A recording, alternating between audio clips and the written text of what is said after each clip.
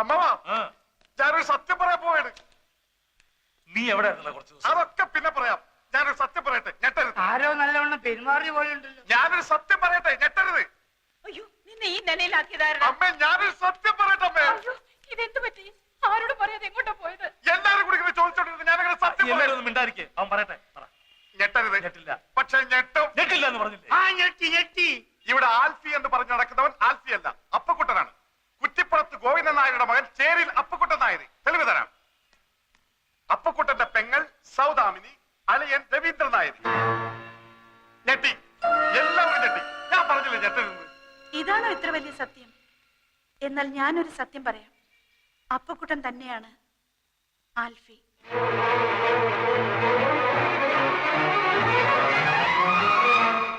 എന്താ മോളെ നീ പറയുന്നത്? അത് അപ്പുവാണ്, അപ്പക്കുട്ടൻ. എല്ലാരും കൂടെ ആ പാവത്തിന് പിടിച്ച് ആൽഫി ആക്കിയതാ. ഇരവി, എന്താണ് കേൾക്കുന്നത്? ഒന്നും മനഃപൂർവ്വമായിരുന്നില്ല, സംഭവിച്ചു പോയതാ ഓരോരോ ചുറ്റുപാടില്. നടന്നതൊക്കെ ശരിയോ തെറ്റോ എന്ന് നോക്കിയിട്ട് ഇനി കാര്യമില്ല. ഹരിച്ചു നോക്കിയാലും ഗുണിച്ചു നോക്കിയാലും ലാഭല്ലേ ഉള്ളൂ. എനിക്കിപ്പോഴും ഒന്നും മനസ്സിലാവണില്ല. അപ്പൊ ആൽഫി എവിടെ? പറയാൻ എനിക്ക് വിഷമമുണ്ട്. പറയാതിരിക്കാൻ കഴിയാത്തത് കൊണ്ട് മാത്രം പറയാ. ലേഖ പറഞ്ഞില്ലേ, നീണ്ട മുടിയുള്ള, നീല കണ്ണുള്ള, എപ്പോഴും ഒരു കള്ളച്ചിരിയോടെ ധാരാളം തമാശകൾ പറഞ്ഞെന്നെ പൊട്ടിച്ചിരിപ്പിച്ച ചുറുചുറുക്കുള്ള ആൽഫി. മനസ്സ് മുഴുവൻ കൊടുത്ത് ഞാൻ സ്നേഹിച്ച ആൽഫി. വിവാഹത്തിന് തലേന്നാണ് ഞാൻ അറിഞ്ഞത് അയാൾക്കൊരു ഭാര്യയും കുട്ടിയും ഉണ്ടെന്ന്. ചോദിച്ചപ്പോ ഒരു കള്ളച്ചിരിയോടെ അയാൾ എന്നോട് പറഞ്ഞു, ജീവിതം ഒരു വലിയ തമാശയായിട്ടേ അയാൾ കണ്ടിട്ടുള്ളൂ എന്ന്. ആൽഫിയുടെ തമാശകളിൽ ഒന്നായിരുന്നു. ഞാനും വെറുത്തുപോയി. ഞാൻ എന്നെ തന്നെ വെറുത്തുപോയി. നിങ്ങളോടൊക്കെ എന്തു പറയണം, നിങ്ങളെയൊക്കെ എങ്ങനെ നേരിടണം എന്നാലോചിച്ച് തളർന്നപ്പോൾ ആത്മഹത്യ എന്നൊരു വഴി മാത്രമാണ് ഞാൻ മുന്നിൽ കണ്ടത്. അത് അപകടമായിരുന്നില്ല, സ്വയം നശിപ്പിക്കാനുള്ള ശ്രമമായിരുന്നു. ക്ഷമിക്കണം എന്ന് പറയാൻ മാത്രമേ എനിക്കാവൂ. എഴുന്നേക്കാൻ കഴിഞ്ഞിരുന്നെങ്കിൽ അച്ഛന്റെ കാല് കെട്ടിപ്പിടിച്ച് മാപ്പ് ചോദിക്കാമായിരുന്നു. കച്ചവടം ഒന്ന് ശരിയായാല് കിട്ടുന്ന ലാഭം അപ്പ കൊടുത്ത് ചന്ദ്രയുടെ കടം തീർക്കാം. പണം കൊണ്ടുള്ള കടം. പക്ഷെ കടപ്പാട് എങ്ങനെയാ തീർക്കുന്നത്? ഇനി താമസിപ്പിക്കാതെ വർമ്മ സാറിനെ കണ്ടുള്ള വാസ്തവം തുറന്നു പറയണം. അതിനു മുമ്പ് നമുക്കൊരു വലിയ കാര്യം ചെയ്യാനില്ലേ? നമുക്ക് ചന്ദ്രയെ നടത്തിക്കണ്ടേ? വേണം.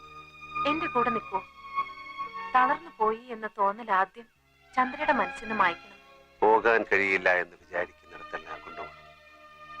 കാണാൻ കഴിയില്ല എന്ന് വിചാരിക്കുന്ന കാര്യങ്ങളൊക്കെ കാണിച്ചു കൊടുക്കണം. ഡൺ.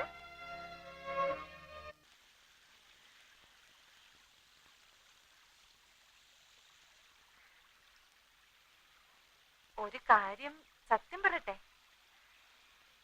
എന്താ? പപ്പ എപ്പോഴും നോക്കിക്കൊണ്ടിരിക്കാൻ നല്ല ശേല. ആ കണ്ണും മൂക്കും പൊടിക്കൊമ്പ മീശയും എല്ലാം കൂടെ ഒരു അരിസ്റ്റോക്രാറ്റിക് ലുക്ക് ഉണ്ട്. മതി മതി മതി മതി, വർണ്ണിച്ചത് മതി. എന്തോ കാര്യം സാധിക്കാനുണ്ടെന്ന് തോന്നുന്നു. എന്താ അത്? പറഞ്ഞോ. ഏയ്, അങ്ങനെയൊന്നുമില്ല. പിന്നെ പിന്നെ കാര്യം പറഞ്ഞാ കളിയാക്കരുത്. അപ്പൊ എന്തോ കുഴപ്പം പിടിച്ച കാര്യമാണല്ലോ. ആ, എന്തായാലും പറഞ്ഞു പറഞ്ഞു. പിന്നെ എനിക്ക് നിനക്ക് പപ്പ വേണോ ഇത് അച്ഛനോട് പറയാൻ? നീ കാര്യം പറടാ കുട്ടാ.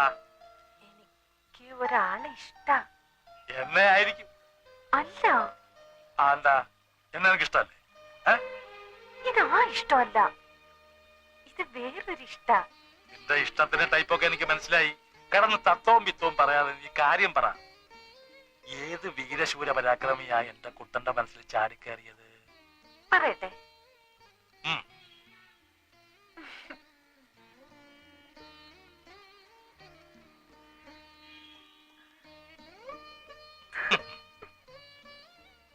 നിനക്കിഷ്ടപ്പെട്ടവൻ ഏത് മരക്കോന്തനായാലും ശരി, പപ്പായ്ക്ക് സമ്മതം. റെഡി? ആരാ പറ. അപ്പു.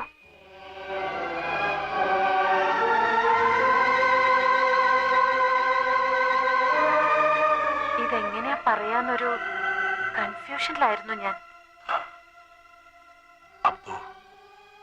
അപ്പുവിനിഷ്ടാണോ നിന്നെ? ചന്ദ്രയ്ക്ക് സുഖായിട്ട് പപ്പയുടെ മനസ്സൊന്ന് തണുത്തിട്ട് വേണം പറയാനെന്ന് വിചാരിച്ചിരിക്കുകയായിരുന്നു.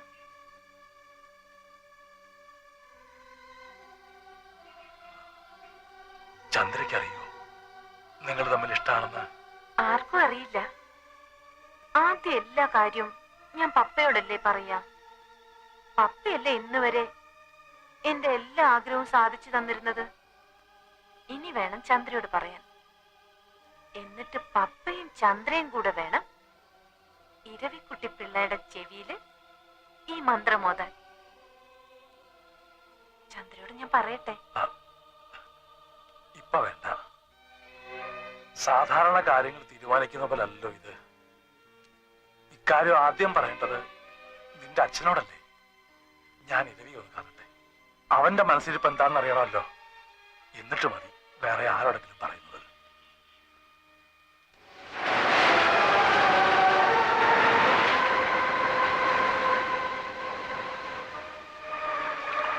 ഒരു മകൾക്ക് വേണ്ടി വഴിമാറിക്കൊടുക്കാൻ മറ്റൊരു മകളോട് പറയുക, അങ്ങനെ താനിതിന് കരുതാവൂ.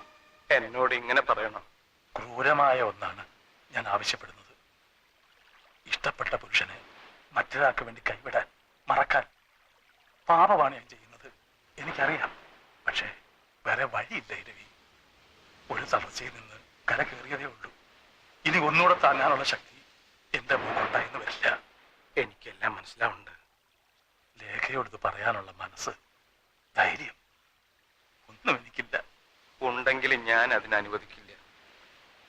കോയമ്പത്തൂര് ഗാന്ധിപുരത്ത് തെരുവില് വിശന്ന് തലചുറ്റി വീണ് കിടന്ന എന്നെ താങ്ങിയെടുത്ത് വാങ്ങിത്തന്ന ഇഡലിയുടെയും ചായയുടെയും കടം പോലും ഇനിയും ഞാൻ വീട്ടിട്ടില്ല. പക്ഷെ അതുകൊണ്ടല്ല ഇതെന്റെ മോളോട് പറയാൻ അനുവദിക്കില്ല എന്ന് പറഞ്ഞത്. എന്റെ മോളുടെ മുമ്പില് അവളുടെ ഈ പപ്പ വളരെ വലിയൊരു മനുഷ്യനാണ്. ഈശ്വരനൊപ്പമാ അവളുടെ മനസ്സിൽ അവള് പപ്പയെ ഇരുത്തിയിരിക്കുന്നത്. അങ്ങനെ ഒരു മനുഷ്യൻ അവളുടെ മുമ്പില് ഇങ്ങനെ ഒരു കാര്യത്തിന് വേണ്ടി തല താഴ്ത്തുക, ഇതിൽ പരം എന്ത് വേദനയാ എന്റെ കുട്ടിക്ക് ഉണ്ടാവാനുള്ളത്? എല്ലാം എന്നെ ഏൽപ്പിച്ചിട്ട് ചന്ദ്രകുഞ്ഞിന്റെ വിവാഹം തീരുമാനിച്ചോളൂ. ഇരവി, തന്നെ ഞാനൊന്ന് തൊഴുതോട്ടെ.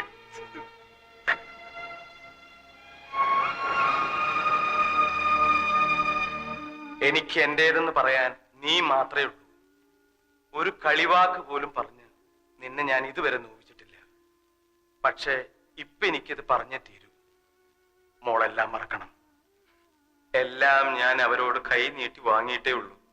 ഒന്നും തിരിച്ചു കൊടുക്കാൻ സാധിച്ചിട്ടില്ല. നിനക്കെങ്കിലും അതിന് കഴിയണം. എന്റെ മോള് നന്ദികേട് കാണിക്കില്ല എന്ന് ഞാൻ വാക്ക് കൊടുത്തു. അത് പാലിക്കണം.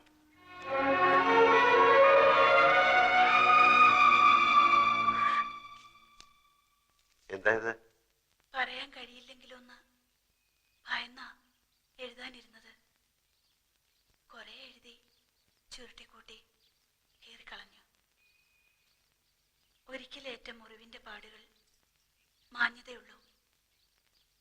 വീണ്ടും അത് സംഭവിക്കുമോ എന്ന ആവശ്യമില്ലാത്തൊരു ഭയം എന്റെ മനസ്സിലുണ്ട്. അതുകൊണ്ടാ എത്രയൊക്കെ നീണ്ടൊരു മുഖവുര. അപ്പോ ആശുപത്രിയിൽ വെച്ച് എന്നോട് ചോദിച്ചില്ലേ എന്താ എനിക്ക് വേണ്ടി ചെയ്യേണ്ടെന്ന്? ഉത്തരം ഞാനിപ്പോ പറയാം. എന്നെ ഒന്ന് മനസ്സിലാക്കാൻ ശ്രമിച്ചാൽ മാത്രം മതി. ഒരേ ഒരു വാക്കേ കത്തിലുള്ളൂ. ഇനിയോ തുറന്നു നോക്കണ്ട. എനിക്കിഷ്ടമാണ് അപ്പുനെ.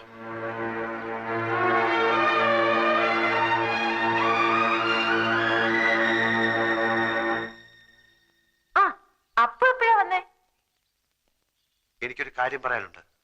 എനിക്കറിയാം, ഞങ്ങൾക്കൊക്കെ അറിയാം, അല്ലേ ചേട്ടാ?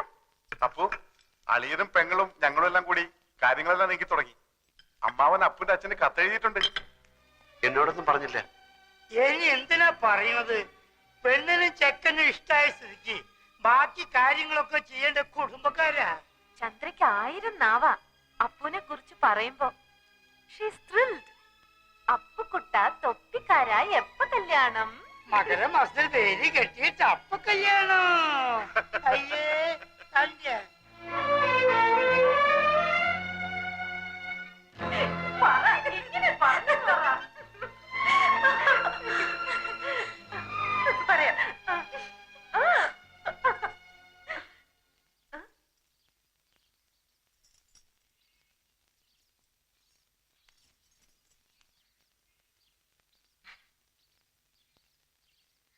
പേടിക്കണ്ട പപ്പ, ഞാനൊന്നും പറഞ്ഞില്ല. നന്ദികേട് കാണിക്കില്ല. ദൈവാധീനത്തിന്റെയും കഷ്ടകാലത്തിന്റെ ഇടയിൽ കിടന്ന് നമ്മൾ ഒരുപാട് ഉരുണ്ട് കളിച്ചു, ഇല്ലേ നൂറേ? പടച്ചോന്റെ സഹായം കൊണ്ട് മാത്ര വലിയ പരിക്കൊന്നും കൂടാണ്ട് നമ്മൾ ഇവിടം വരെ എത്തിയത്. 5 അണയ്ക്ക് ഗതിയില്ലാത്തവൻ ആനയ്ക്ക് വില പറഞ്ഞ പോലെ അങ്ങ് പറഞ്ഞു പോയതാ. കിട്ടിയാ കിട്ടി, പോയാ പോട്ടെ എന്ന് പറഞ്ഞ് ആകാശം ഇടിഞ്ഞ് താഴോട്ട് വന്നാലും തലയിൽ താങ്ങാമെന്നൊരു ധൈര്യമായിരുന്നു ഇതുവരെ. കാരണം നഷ്ടപ്പെടാനൊന്നും ഇല്ലായിരുന്നല്ലോ.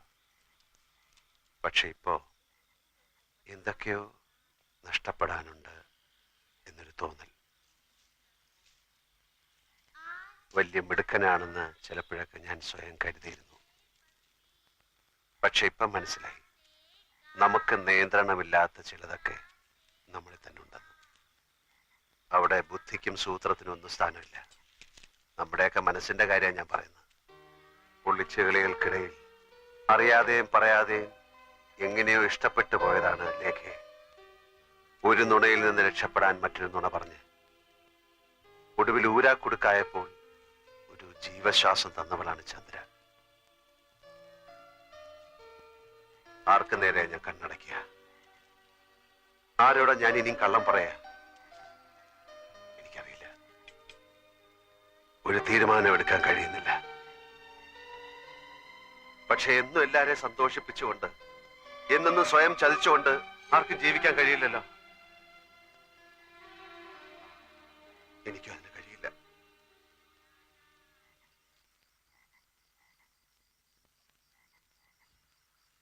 പപ്പ, ഞാൻ പോവാ. എങ്ങോട്ട്? ഇംഗ്ലണ്ടിലേക്ക്. ഇനി 6 മാസം കൂടെ കഴിഞ്ഞാൽ അടുത്ത കോഴ്സ് തുടങ്ങും. നേരത്തെ പോയാൽ ആ നാടും അവിടുത്തെ സമ്പ്രദായമൊക്കെ ആയിട്ട് ഒന്ന് പഴകാനും പറ്റുമല്ലോ. പപ്പ, എന്നെ പോവാൻ അനുവദിക്കണം. എന്നെ അനുഗ്രഹിക്കണം. നിന്നെ അനുഗ്രഹിക്കാനുള്ള അർഹത ഈ പപ്പായ്ക്ക് ഉണ്ടാവുള്ളേ. എന്റെ അച്ഛനേക്കാൾ ശാസിക്കാനും ശിക്ഷിക്കാനും അനുഗ്രഹിക്കാനും ഒക്കെ അർഹതയും അവകാശമുള്ളത് എന്റെ പപ്പയ്ക്കല്ലേ? എന്റെ മോക്ക് നല്ലതേ വരൂ. ആരോടും യാത്ര പറയാനൊന്നും ഞാൻ നിൽക്കുന്നില്ല. ആ ജോലി അച്ഛനെ ഏൽപ്പിക്കുകയാണ്. എന്റെ മോള് ഒരുപാട് സങ്കടപ്പെടുന്നുണ്ടല്ലേ? ഏയ്, എന്തിന്? ഉള്ളു മുഴുവൻ വിങ്ങിപ്പൊട്ടിയിട്ട് മുഖത്തൊരു ചിരിയും തേച്ച് പിടിപ്പിച്ച് നടക്കണം നിന്നെ കാണാൻ അച്ഛന് വയ്യ. ഒന്ന് കരഞ്ഞൂടെ നിനക്ക്, ആരും കാണാതെ?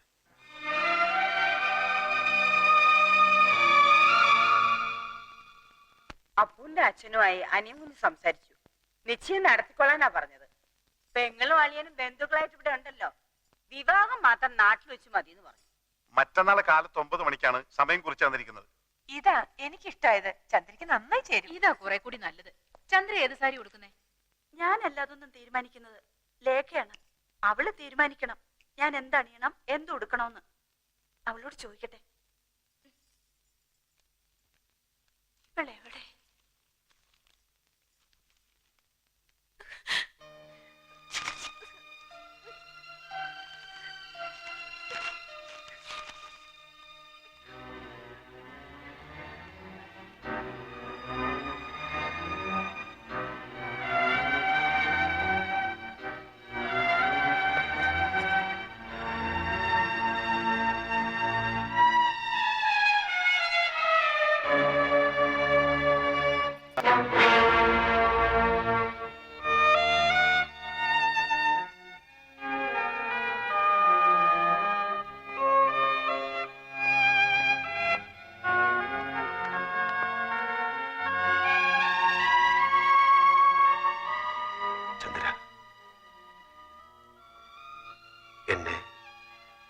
വിളിക്കരുത്.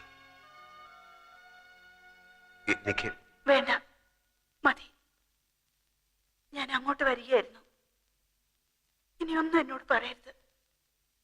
പറഞ്ഞു കൂടുതൽ നോവിക്കരുത്. സ്നേഹിച്ചവരെ പിരിയുന്നതിന്റെ വേദന എനിക്കറിയാം. ഒരിക്കൽ അനുഭവിച്ചവളാണ്. അന്ന് ഞാൻ പ്രാർത്ഥിച്ചിരുന്നു, മറ്റൊരാൾക്കും ഈ അനുഭവം ഉണ്ടാവരുതെന്ന്. അത്ര വലിയ പാപമൊന്നും ചെയ്തിട്ടില്ലാത്തത് കൊണ്ടാവാം വൈകും മുമ്പ് പ്രായശ്ചിത്തം ചെയ്യാനുള്ള അവസരം ഈശ്വരൻ എനിക്ക് തന്നത്. നിറഞ്ഞ മനസ്സോടെയാണ് ഞാൻ പറയുന്നത്. അപ്പൊ ലേഖയുടേതാണ്, ചന്ദ്രയുടേതല്ല. അപ്പൊ എന്റെ കൂടെ വരൂ.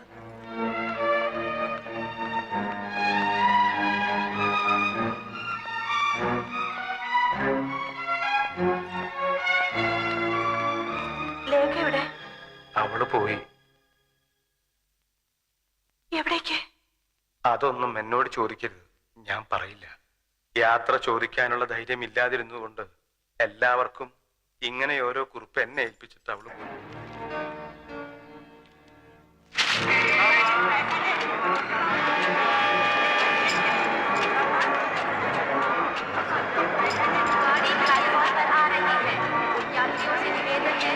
प्लेटफॉर्म के किनारे से दूर रहें।